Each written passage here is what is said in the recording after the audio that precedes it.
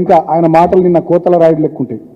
తెలంగాణ ఉద్యమము, ఉస్మానియా యూనివర్సిటీ విద్యార్థుల త్యాగాలు, యాదయ్య, ఇషాన్ రెడ్డి, వేణుగోపాల్ రెడ్డి, అసలు వీళ్ళంతా త్యాగాలు చేయడానికి, చనిపోవడానికి శ్రీకాంతాచారి లాంటి వాళ్ళంతా కారణం. ఆనాటి మీ నాయకుడు సమైక్యవాదానికి అండగా నిలబడి తెలంగాణ రాష్ట్ర ఏర్పాటు ప్రకటన వచ్చిన తర్వాత సీమాంధ్ర ఎమ్మెల్యేలను అందరినీ కూడా పార్టీలకు అతీతంగా జమ చేసి రాజీనామాలు చేపించి డిసెంబర్ 9, 2009 నాడు వచ్చినటువంటి ప్రకటనను కేంద్ర ప్రభుత్వాన్ని బెదిరించి మళ్ళీ డిసెంబర్ 23వ తేదీన వేరే ప్రకటన రావడానికి కారణమైనటువంటి వ్యక్తి ఆనాటి నీ నాయకుడు చంద్రబాబు నాయుడు కదా. నువ్వు ఆనాడు అదే నాయకుని కింద శిష్యుడిగా తెలుగుదేశం పార్టీలో పనిచేస్తున్నావు కదా. దాని ఫలితమే కదా 1000 మంది విద్యార్థుల బలిదానాలు.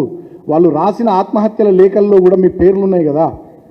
ఆనాడు తెలంగాణ గడ్డ మీద సమైక్యవాదానికి మద్దతు తెలిపిన పార్టీలను, నాయకులను తిరగనీయని రోజుల్లో ఇదే ఉస్మానియా యూనివర్సిటీలో ఆనాడు మీ తెలుగుదేశం పార్టీ నాయకుల మీద విద్యార్థులు ఆగ్రహంతో మిమ్మల్ని నిలదీసి దాడి చేస్తే పారిపోయిన వాళ్ళు కాదా మీరు?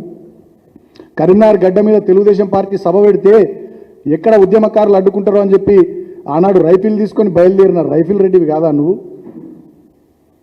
తెలంగాణ కోసం మా పార్టీ ఎమ్మెల్యేలు ఆనాడు, అదేవిధంగా భారతీయ జనతా పార్టీకి చెందిన ఒక్క ఎమ్మెల్యే లక్ష్మీనారాయణ గారు, ఆనాడున్న ఇంకో ఎమ్మెల్యే కిషన్ రెడ్డి గారు ప్రస్తుత కేంద్ర మంత్రి రాజీనామా చేయలేదు, పారిపోయింది ఆయన.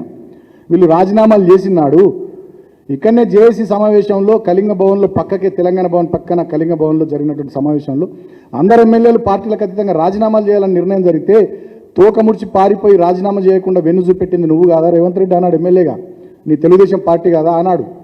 ఇవాళ మీరు త్యాగాలు, విద్యార్థుల త్యాగాలు, ఉస్మానియా యూనివర్సిటీకి సంబంధించినటువంటి తెలంగాణ ఉద్యమకారుల త్యాగాలని చెప్పి మీరు మాట్లాడుతుంటే వేదాలు వల్లించే దయ్యాలు కూడా సిగ్గుపడతాయి. అసలు మీకు యూనివర్సిటీకి వచ్చే అర్హతనే లేదు. ఉస్మానియా యూనివర్సిటీ విద్యార్థులు నానాడు